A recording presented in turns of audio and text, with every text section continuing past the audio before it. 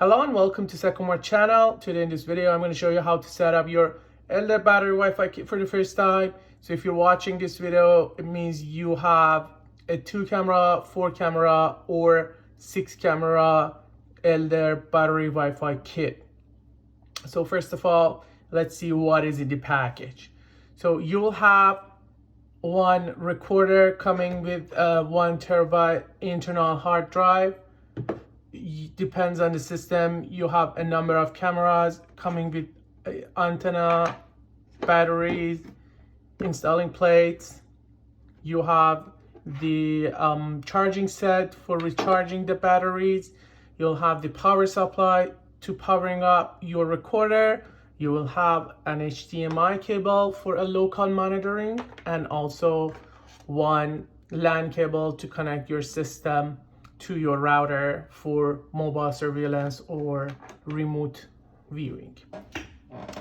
Okay, to run the system, first of all, you need to power on your recorder. To do that, you just simply use the power supply in the package and a proper port here. Just insert the power supply here, and the other side will be connected to your outlet.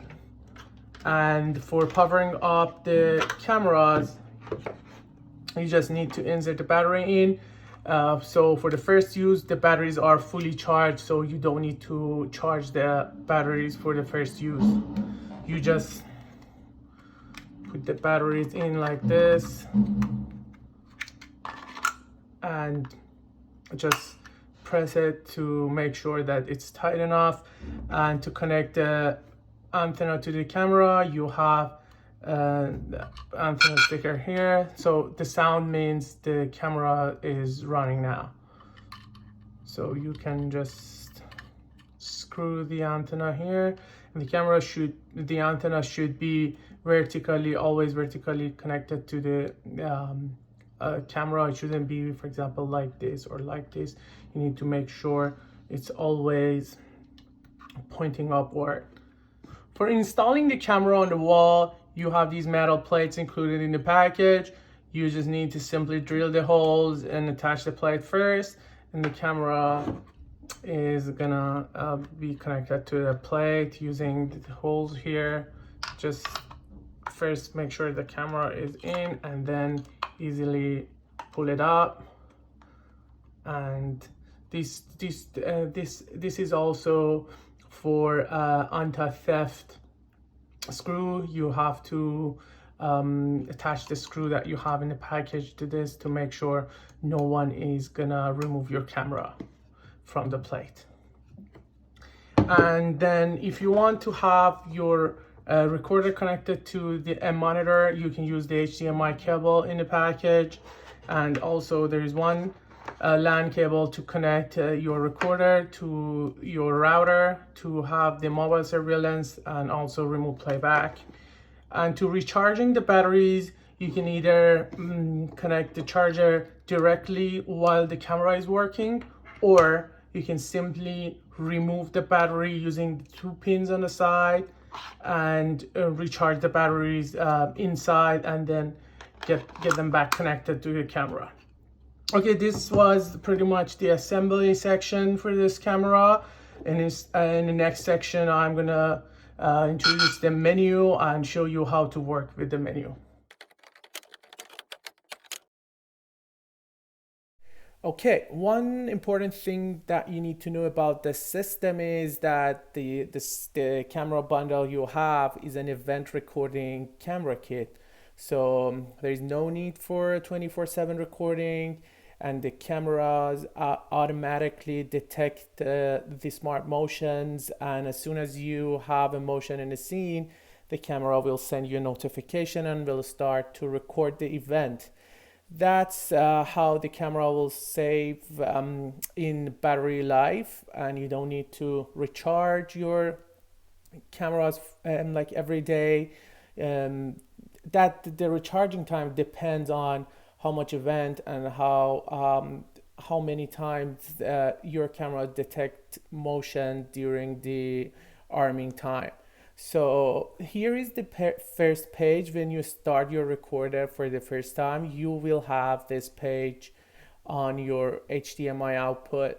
So the device ID, you can change your device ID here, but to make sure that you know this number, because if you want to have the mobile surveillance or a smartphone watching, you need this device ID in future. So the first thing is to choosing your language. If you want to go with any other language, it has like I think 16 language to 20 language supporting, and every time we're trying to add more language to the system. And then you need to initiate a new password. So let me just do this on my side. Please choose a password that you won't forget in future. Um, the system does have some other ways to um, retrieve the password if you forget the password, but it's always better to not forget the password. So you can also initiate a pattern to unlock the system.